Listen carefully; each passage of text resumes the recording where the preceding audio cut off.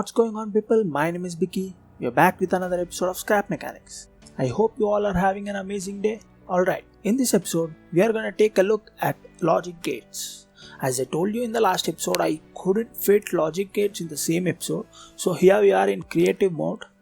And I built a little platform for explaining briefly what a logic gate is. As you can see, this is what a logic gate is, or if you see in the inventory system, the 7th slot, this is what a logic gate is. Usually logic gates in this game, logic gate has 6 slots, 6 different gates in it. One is AND, one is OR, one is XOR, one is NAND, one is NOR, and one is XNOR. So I went ahead and built a small course so that I can explain you everything so simply. Let's get right into it. First off, we'll take a look at an AND gate. So if all the first 3 gates, I call it as a positive gates, and all the next 3 gates, I call it as a negative gates. I'm saying I because I think these are quite opposite. So let's see them one by one. First, let's see first 3 gates. These 3 gates will be initially off. So if you attach this to a button, then if you turn on this button, then the gate activates itself. By the way, this connection is really simple. I took a logic gate, I placed it to be an AND, and then I connected a button to this. Actually, this is a switch, not a button. I connected this. You can use switch also. If it is a switch, it will activate only when the switch is on. If it is a button, it will activate only when we press button. If you release the button, it will switch it off automatically. You know, basic button mechanism. So now look at this gate carefully. If I on this switch, the gate is turned on, and as the gate is connected to some object, any interactive object you can connect to it, then if the logic gate is turned on, then this particular interactive light, I took light for this example. So if I turn this on, and gate turns on, and the light turns on. So if I turn it off, this will turn it off. Same goes with all the first three gates. The second 3 gates are completely opposite of first 3 gates. As you can see, they are already turned on initially.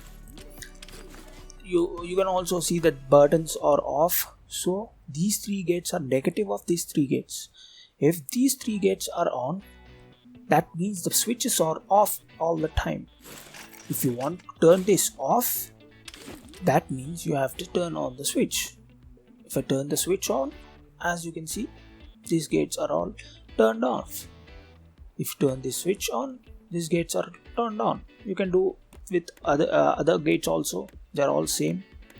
So yeah, this is the basics of gates. These 3 gates are positive gates, these 3 gates are negative gates. I call it as positive and negative so that you can understand easily. Now let's see what happens if we connect each of these gates to 2 switches. First, I connected a single AND gate. As you can see, AND gate to 2 switches. So what is AND gate? AND gate only activates when 2 of the switches or anything, the input, we call this as an input. If any 2 inputs are true, then AND gate becomes true. As you can see, we are taking these 2 switches as an input. If I take out my connection tool, as you can see, these 2 switches are inputs for these gates. So let's see what happens when we turn on one switch. Nothing happened. Let's see what happens if other switch turns on. As you can see, AND gate is lit up and is activated. So if 2 of the inputs are true, that means 2 of the inputs are activated, then the AND gate activates. Any one of them is off, then it doesn't work. It gets deactivated. That's what an AND gate is. Now coming to OR gate. If you give any 2 inputs to OR gate, any one of them can be true. That means any one of them can be activated. If I activate any one of the switch, the AND OR gates activates. Let's see. You see there? I'm activating only one switch. the OR gate is activated. So this is what an OR gate is. AND gate is activated when two of the switches are on or any two inputs are true. OR gate is activated when any one of the switch or any one of the input is true. Next, coming to XOR gate. So same circuit connections for this gate also. I connected two inputs. Let's see what happens when we switch on one switch. It becomes true. Alright, let's see what happens if we switch another switch. You see, it's turning off. So how many ever inputs you give to it, it will turn into its opposite previous state. That means if its initial state is off, if I turn any one of this switch, it turns on. If I again change any one of the switch, it again goes back to off. That means each of the switch will activate and deactivate it irrespective of the other switch. Right? That's what an XOR gate is.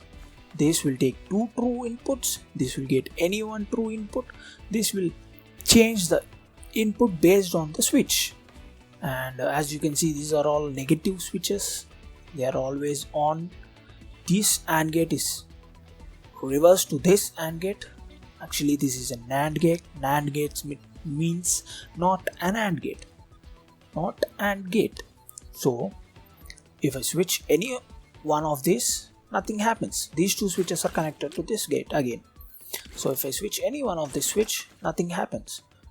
Let's see what happens if I switch two of them on. As you can see, it is deactivated. So this will initially be on, and if two inputs are true, then it will turn off. Vice versa for AND gate. It will be initially off. If we turn on both the switches, it will be on. So the same thing but in a reverse situation. Here it is initially on and it will turn off when we switch the buttons to true. That's why this is called as NAND gate, not an AND gate. So next, coming to NOR gate, not an OR gate. So let's see what happens if we switch one of them on. You see, it is turning off. If I change another switch, what happens? Nothing is happening because it will take any one switch input only. Other switch doesn't matter. Any one of them is on, the NOR gate is off. Any one of them is off, the NOR gate is on. If we are connecting this OR gate to switches, but it is waste of time and waste of cost because only one switch will work on an AND gate. If you are using this switch, the other switch doesn't work. If this is on and you do something with this switch, this doesn't work because NOR gate takes only one switch as input. Same with this one. It will be initially be off. If you turn one switch on, the other switch doesn't turn on. You see, I turned this on. The other switch doesn't do anything. It's just simply like a dummy. Now let's see what's an XNOR gate. Turning this on, turning this on. You see, it is same as an XOR gate. So this is how we explain it with a switch. Let's see how it works with a door. We'll check all of the gates with door again. Now this is an AND gate and this is a simple connection. I connected two input switches to the gate. This gate gives an output to this controller and this controller is connected to a bearing. So if we look at the controller, I am controlling this bearing with my controller and its starting position is 0. If I turn this controller on, it will turn to plus 90 degrees. So let's see what happens if I turn one switch on. Nothing happens because an AND gate needs two true inputs. So if I turn both of them on, as you can see, the door is open. If I turn any one of them off, the door will be closed. So that's that. This can be used in your survival mode, but if you're playing solo, this is no use because nobody is there to access your base. If you're playing with your friends, if you don't want your friend to enter into your base and steal your stuff, you can hide one of these switches anywhere in the woods, and the other switch right beside the door. If you want to turn on this switch, if you want to open the door, then you should have two buttons open. When you are away, you can close any one of the button that is in the woods. You can close that, or you can deactivate that button and go away. If your friend comes and activates the button that is right near the door also, it won't open, because you need to activate two buttons in order to open this door. That is what an AND gate is. Now let's look at an OR gate. Alright, OR gate. Same connections. Nothing is different with each of the gates. Two buttons are connected to a gate. That gate gives the input to this controller, and this controller is connected to a bearing. Same, the controller is set to plus 90 degrees. Initially it is set to 0. Now let's see what happens. I'll give you a second to guess what happens. Alright, you have your guess? Now let's look at what happens. I'm turning on one switch.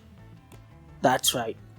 It's opening with only one switch, because an OR gate needs only one true input.